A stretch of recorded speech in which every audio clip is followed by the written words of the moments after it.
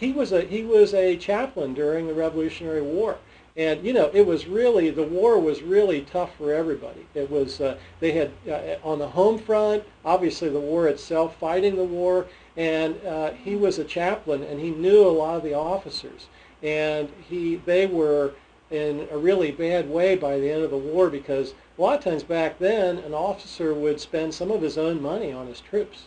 And Congress didn't have a lot of money and resources to provide. So they actually were spending down their money. And obviously they were at great risk of bodily injury and death. So they had done a lot. So Manasseh put together this Ohio Company of Associates to organize them into a land company, because a lot of them wanted to move west.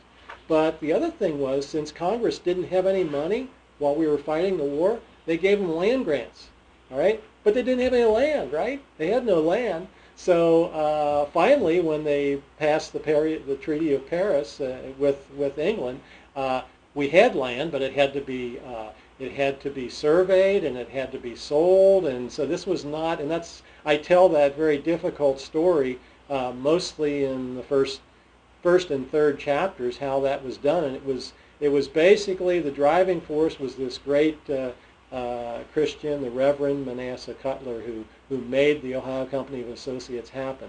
And Tom, let me add that we forget sometimes that war went from 1776 to 1783. That was a long war. It was a very long war, and at the end of it, they had hyperinflation. So just think about what happens in some of these South American countries.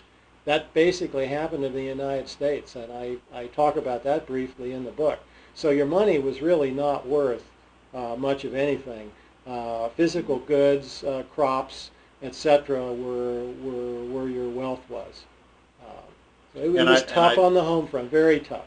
A piece of singular trivia, and I think this is accurate. We had 6,000 casualties alone at Valley Forge.